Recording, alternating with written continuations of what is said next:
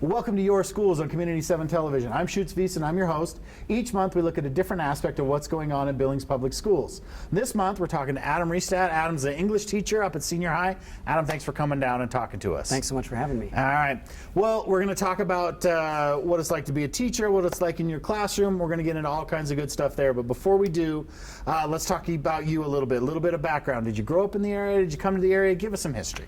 Sure. So I actually grew up in the Billings area, and I attended senior high from 2001 to 2005. So left to go to college, lived in Seattle for 3-4 years, and decided it was time to move back home because I really wanted to become a teacher, and I knew I wanted to become a teacher in the community that I was brought up in. Right. So what kind of sparked that interest in education? What kind of brought you to where you are today? So I always had a kind of a love and a passion for English and language and writing, all of that.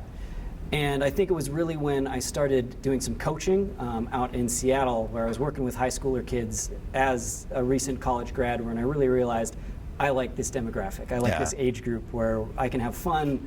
They're almost adults, so I can joke around with them. They can kind of give me crap and I can give it back to them. I can build a relationship with a teenager and have a good time doing it. So that's what really spurred my interest in terms of this is where I want to be. Sure. Education and professional. And then what spurred your interest in being an English teacher instead of a math teacher or social science teacher? Right. So it was all that background, is I had some really good English teachers in high school and college where I just kind of fell in love with the idea of reading and writing and absorbing information through books and working on that written expression. So it was really, English is my passion, and the educational part of it, where I became interested in that, was through the coaching element. Sure.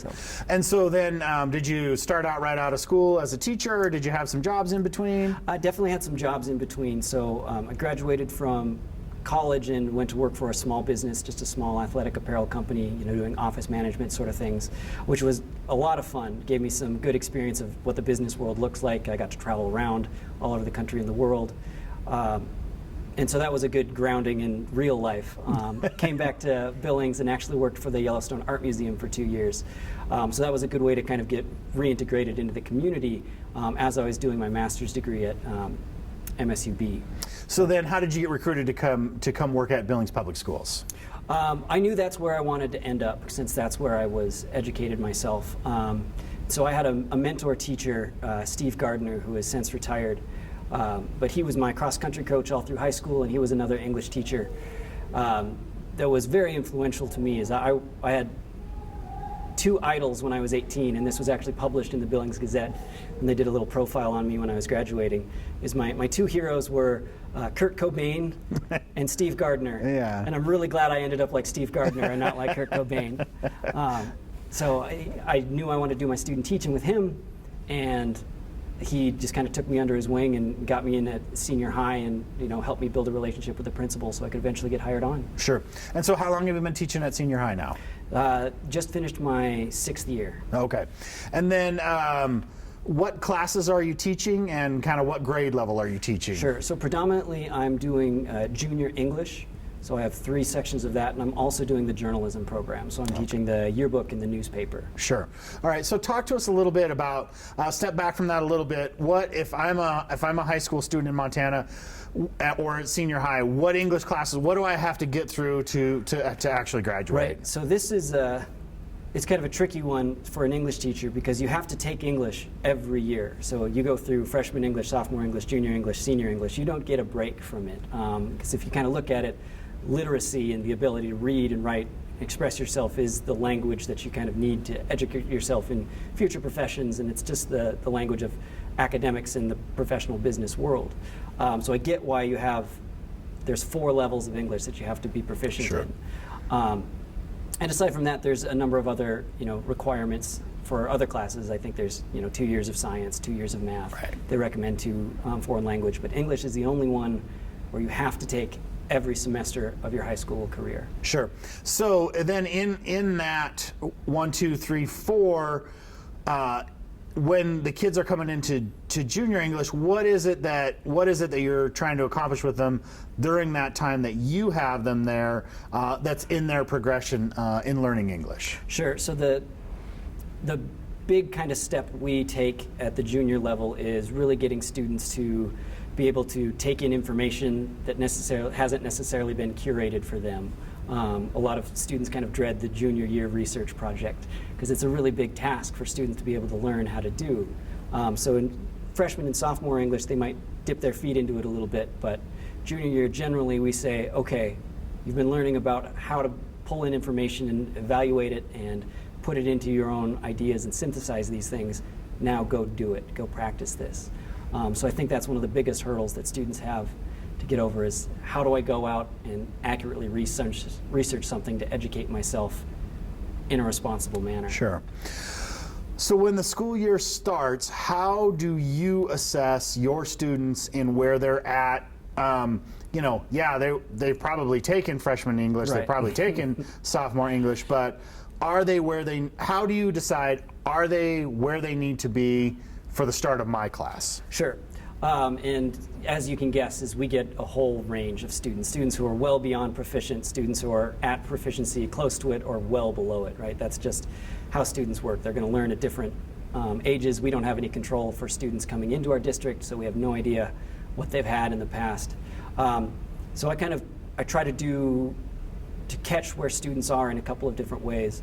Number one, I'll spend a lot of my first week in school just getting to know them kind of personally, and through that, I usually can get kind of a window into where they're at academically, right? So if I have a student write an email to me in the first week of school introducing themselves, yeah, I'm getting to know about that student, but I can also see where their writing level is. And I'm not trying to be underhanded in that. I'm just saying, as long as I'm having interactions with them, I'm always keeping an eye and ear open for where are these students, how are they processing information. And then as we go throughout the year, we work on different critical concepts, educational goals that we have for these students.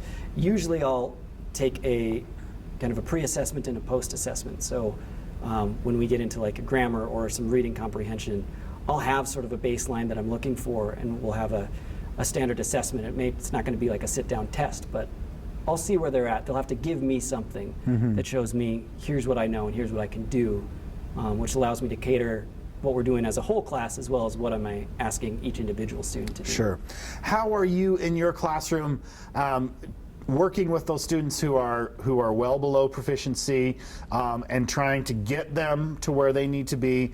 And then how do you balance that with that student that is well above proficiency and quite frankly, this is kind of boring. How do you work within one class setting? How do you work with both of those students and keep both of them motivated? Yeah, and I think motivation is a key term there, because I've known plenty of capable students who don't do as well as they should because they're bored. Yeah. And that's kind of a travesty of education, is that student should be excelling. We should be finding their areas of struggle and pushing them towards that. Sure. So, number one, for those students who are not quite at grade level proficiency, it's all about time and support. So I can't chastise a student for coming in and not knowing something. That's not going to help the situation, which tends to be our knee-jerk reaction, like, what, you didn't learn this? Like, you should have learned this at third grade and fifth grade and the freshman year, and now you still don't know it as a junior when you're in my class. So even if I do have those, like, oh my God, I can't believe I have to teach noun moments, to a junior in high school, I can't let that student know that, I had that flash of frustration. So that's number one, is know that they're supported wherever they are. And then as I'm going through units, it really becomes about finding some structural steps that they could take to get to proficiency. And for that student, it may take, 4 weeks on a unit that I have planned for 2 weeks for the rest of the class. So it's a hard balancing act between, okay, you're still working on this, the rest of the class is going to move on to this, I still need you working on here, on whatever concept you were struggling with. And I think the district is getting a lot better at recognizing that's what needs to happen, and so there's been discussion and talk about how do we build time in the day to allow for this kind of remediation to happen, to keep students at grade level and catch them up, right? Sure. Because if they come in below, if they're a junior and they're below level at junior year, if we just kick them back down to sophomore year and they still have 2 more years of English to catch up, they'll never get there, right? Yeah. They'll do sophomore year again and junior year again, and then do we forget about Right. our requirements in senior year? Yeah.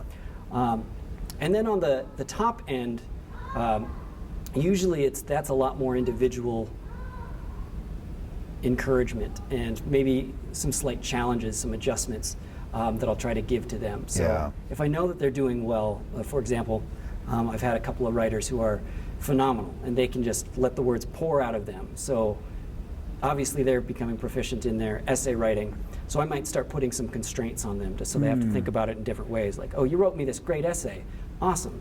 Do it again in half the amount of words. Right, So yeah. it really makes them think about their craft in different ways that maybe they haven't had to in the past. Sure. So, How do you break down in your class as far as what they're learning, as far as English, as far as, hey, this is how much time we're going to spend on writing, this is how much time we're going to spend reading, and what other elements are within your class? What's the breakdown? What are those things, and what's the breakdown of those? sure. So English is particularly difficult to build a curriculum for because we say that there's an English language arts curriculum, but really that's built up of 4 criteria. So there's reading and writing, and then there's language, which is the grammar aspect, and then there's speaking and listening. Those all fall under our purview. So I'd say generally we'd spend about 30 to 35% of our time on reading, 30 to 35% of our time on writing. Those are kind of the main domains. And then we'll integrate some of the grammar lessons and speaking and listening units throughout those, right? So we'll work on some speaking and listening standards through use of our reading or through use of our writing. So we might do a writing workshop where a student has to share something, and that can kind of help cover our bases of here's what you're kind of expected to do in the real world. Like you have to share ideas in a workplace. Yeah. So. And then, okay, you're kind of encourage them along the way. There's, benchmarks along the way.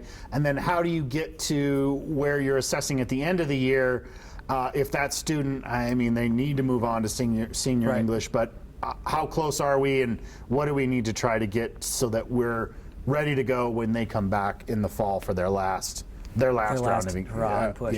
Yeah. So a lot of that actually centers kind of around the research papers. That's a second semester project. So really, as students are working through there, I always make sure I put that right in the middle of the semester. So if the students are finding that struggle, because if we look at the research project, it covers reading and writing, and you have to work on grammar to proofread your essay when you're working on compiling it, and there's a sharing aspect once we're done with everything to say, like, here's the research that I found. I can pretty much assess where a student is in those 4 criteria with that one big project, which is daunting for some.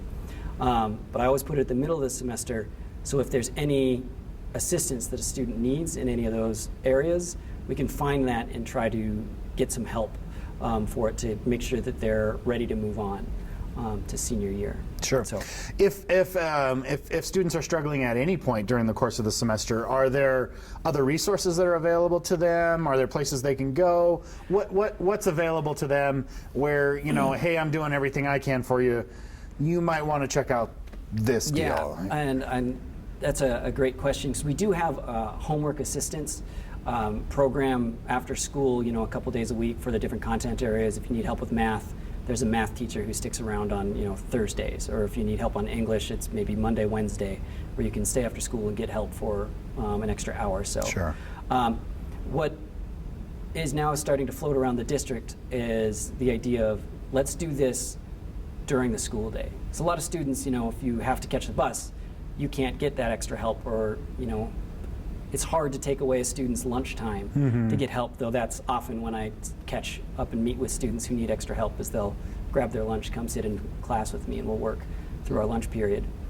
But the fact that the district is thinking of maybe there's a way we can restructure, 1 or 2 days a week where in their schedule they say, like, hey, you're not quite doing it in math, go talk to your math teacher, or you get assigned to this math teacher for this 30 or 40 minute block.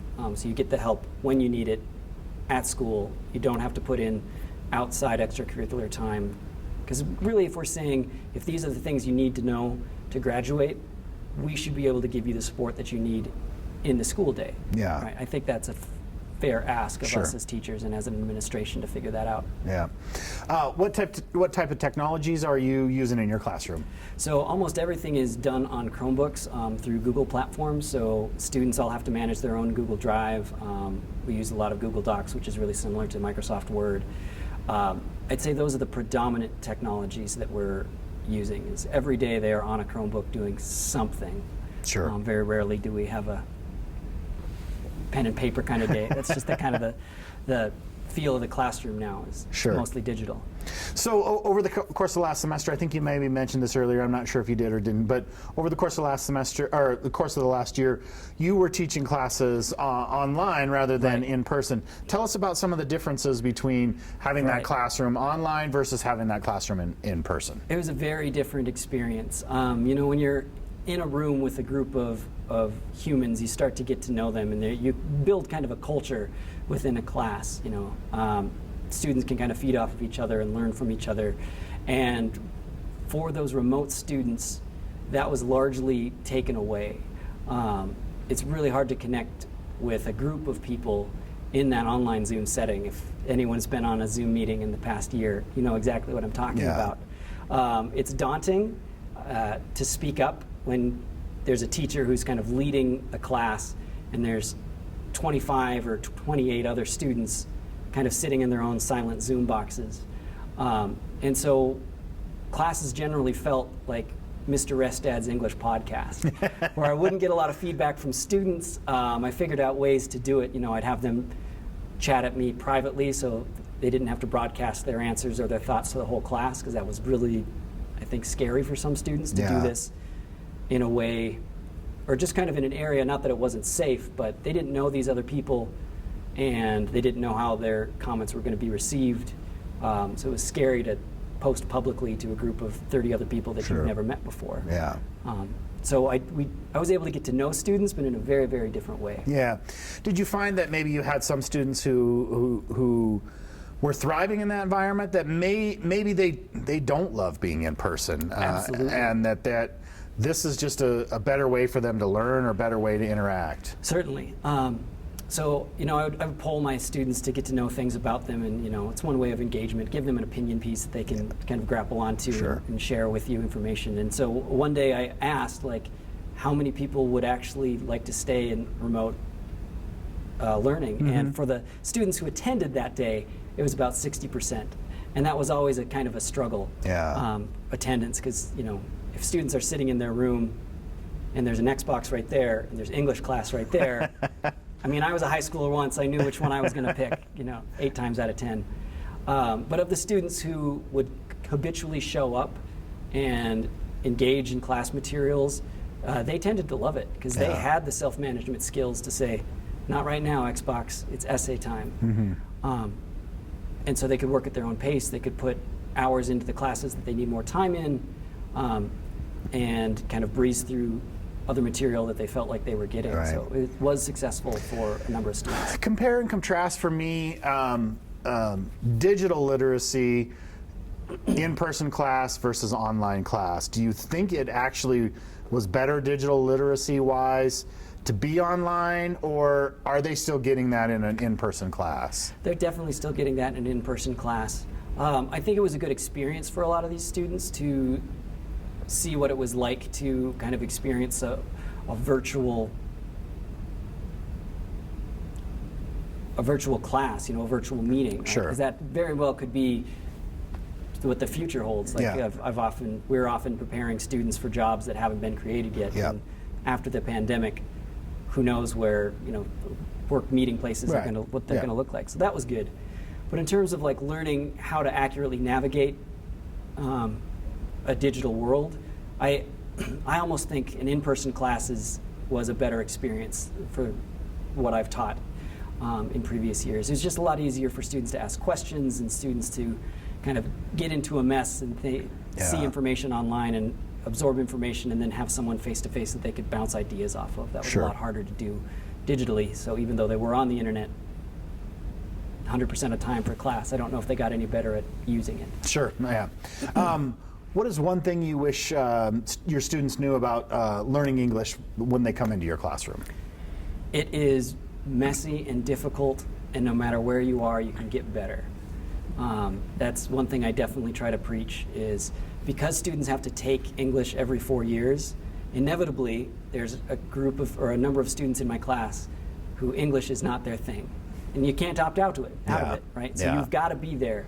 And so if I can reach those students and have them stop using the language of, oh, I'm not a writer, or I can't write, or I can't read.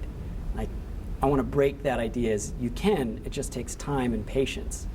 Similar to math, right? You have to take a math class. Maybe you're not a math person, but you can learn how to do that with the mindset like you can grow what you're able to do. What is one thing you wish parents understood about teenage learners? And I think, similar to how each student is kind of individual in what they need and what they need to hear, I think there's probably the same for parents. I don't know if there's one adage that would fit everyone, but probably something similar along the lines is that parents need to accept failure and almost even push their students to failure to some point. If a student is completely comfortable all the way through high school, there's probably not the maximum amount of learning going on, right? So encourage your kids to take those classes that might get outside their comfort zone. And if they are struggling, let's figure out the reasons behind that struggle. Like, are they bored? Do they truly not get it? Are they in the wrong class, or are they just still working on it and they just need more time in order to get this concept? So failure is okay, and I think as parents, as students, as education, we need to embrace that and build supports for students. Here's what happens when you fail. There's a way out. What do you find, and I promise we'll ask the other side of this question coming up, but what do you find to be the least rewarding part of being a teacher, or the hardest part, or the most frustrating part? What's kind of the least rewarding part of being an English teacher? I can't say grading, because I've got to read. If I assign a 3-page essay, I've got 300 pages plus to read, and grade, and that's fine. That's what I signed up for. So that certainly takes probably the most time, but it's not my least favorite part. I love hearing students share their ideas with me. I think it's kind of just the administrative stuff, the emails. I don't want to, I'm on a number of committees and things, so I can't yell at the meetings. But there's a lot of work outside of just planning lessons and giving lessons and grading that goes on to being a teacher. That's not the rewarding stuff, right? Sure. So on the other side of that coin, what is the most rewarding part of being a teacher?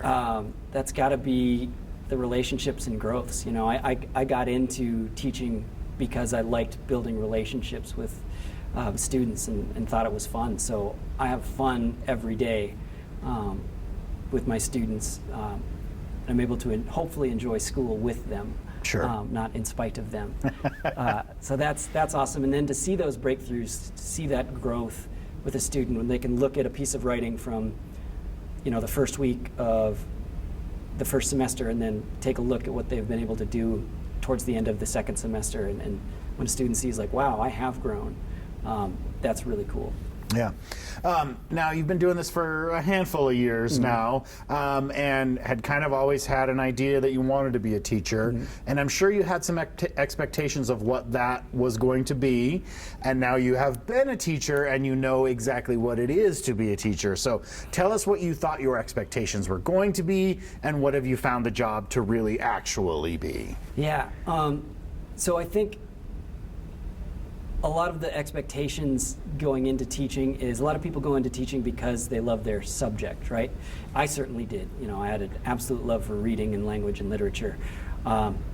And that's only part of it, right? You have to have a passion for your subject, but then ultimately you have to have a passion for education and pedagogy. Like, how do I get an entire generation of students to also understand this thing that I love so profoundly? And I think that's where a lot of teachers falter. And so luckily for me, I didn't know how much I would appreciate that delivery aspect of education. Like, how do I actually help a student learn? So I wasn't expecting that going into it. I thought of I'm just going to talk about books and show that I know how to read and write. But I've been pleasantly surprised that it's been a much deeper conversation within myself of how do I get another person to understand and respond and use the English language, Sure. basically.